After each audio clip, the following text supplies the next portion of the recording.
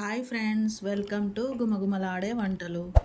ఈరోజు మనం చిక్కుడుకాయ నిల్వ పచ్చడి చేసుకుందామండి. దానికి మనం ఇలా పొట్టి చిక్కుడుకాయ తీసుకోవాలండి. ఇలా చిన్న చిక్కుడుకాయ తీసుకొని ఇలా గింజలు ఉండాలండి. మంచిగా గింజలు ఉంటే పచ్చడి బాగుంటుంది.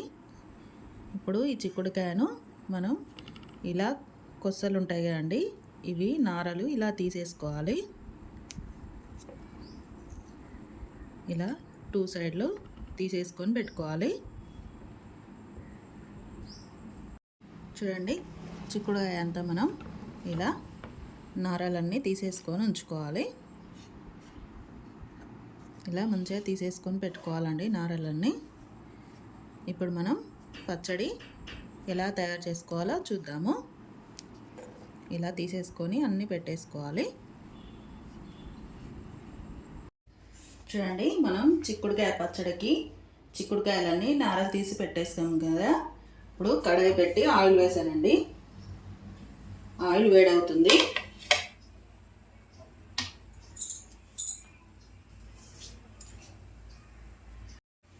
చూడండి, ఆయిల్ వేడైంది. ఆయిల్ వేడయ్యాక మనం ఈ నారలు తీసి పెట్టుకున్న చిక్కుడుకాయని దీంట్లో ఆయిల్లో వేసి కాస్త ఫ్రై చేసుకోవాలండి.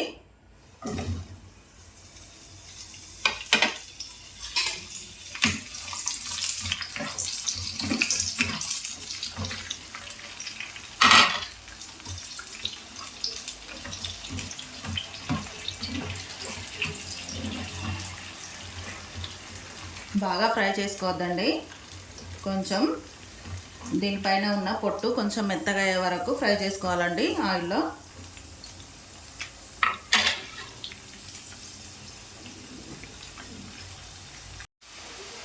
చూడండి, ఇలా ఫ్రై చేసుకుంటే సరిపోద్దండి. ఇలా లైట్గా ఫ్రై చేసుకోవాలి, సరిపోద్ది. ఇవన్నీ ఇప్పుడు మనం ఒక గిన్నెలో తీసేసుకుందాం. ఈ చిక్కుడుకాయలన్నీ దీంట్లో తీసేసుకుందామండి.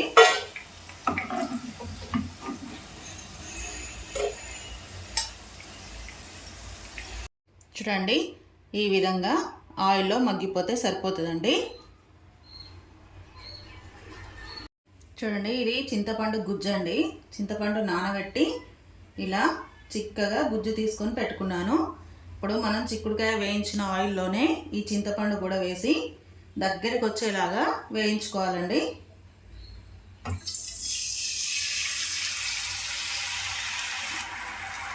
చింతపండు గుజ్జు అంతా చిక్కగా కావాలండి. చిక్కగా అయ్యే వరకు ఫ్రై చేసుకోవాలి ఆయిల్లోనే.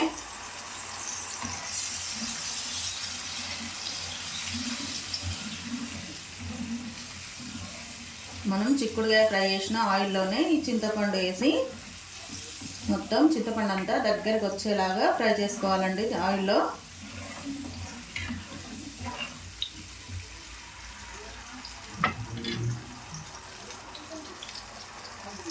చూడండి, చింతపండు అంతా ఆయిల్లో ఎలా ఉడికిపోయిందో.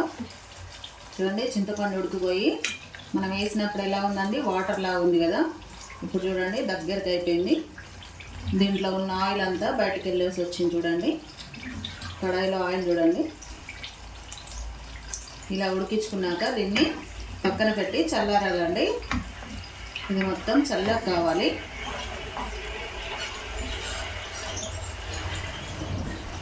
చూడండి, మనం ఫ్రై చేసుకున్న చిక్కుడుకాయలు ఇప్పుడు మనం దీంట్లో కారము అవన్నీ కలిపేసుకుందామండి. పచ్చడకు కావాల్సినవన్నీ కలిపేసుకుందాం. దీంట్లో మనం ఫ్రై చేసి పెట్టిన చిక్కుడుకాయ గుజ్జు ఉంది కదండి, ఇది ఆయిల్లో ఫ్రై చేసాం కదా, దీన్ని మంచిగా ఉడికించుకున్నాం కదా.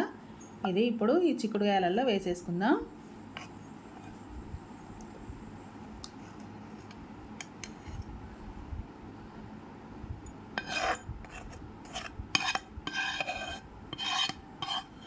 ఇదంతా దీంట్లో వేసేసుకోవాలండి.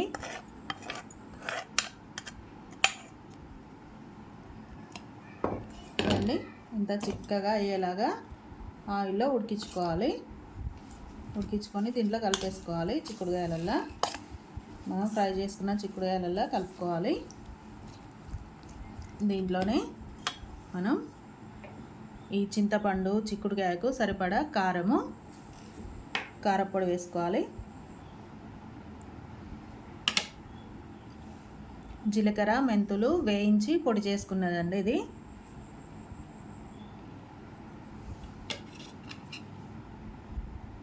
వెల్లుల్లి ముద్ద కచ్చపచ్చ దంచుకొని వేసుకోవాలి.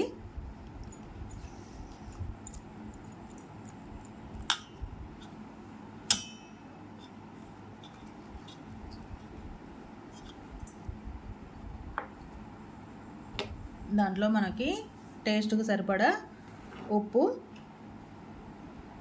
చూసి వేసుకోండి. ఉప్పుని ఇవన్నీ కలిపేసుకోవాలండి మనం చిక్కుడుకాయలకి.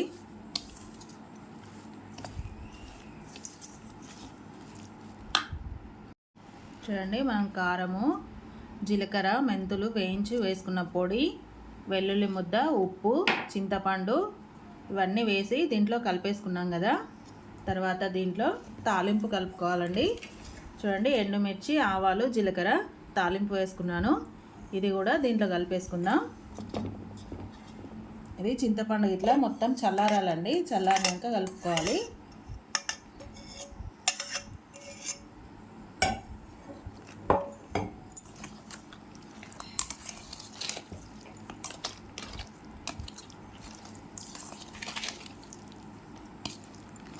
ఇలా మంచిగా కలిపేసుకున్నాక దీన్ని ఒక 2 days అలాగే పెట్టేసుకోవాలండి. డబ్బాలో వేసుకొని 2 days తర్వాత తినాలండి.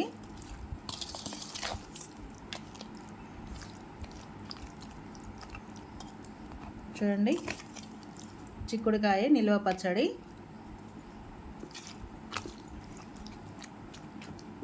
ఇది 1 month వరకు ఉంటుందండి పచ్చడి. ఇప్పుడు మనకు చిక్కుడుకాయలు ఎక్కువ దొరుకుతాయి కదండి. ఇలా దొరికినప్పుడు ఇలా పచ్చడి పెట్టేసుకొని ఉంచుకుంటే మనకు చిక్కుడుకాయలు దొరకని టైంలో ఇది బాగుంటుందండి పచ్చడి. చూడండి, ఇలా ట్రై చేయండి చిక్కుడుకాయ పచ్చడిని, చాలా బాగుంటుంది.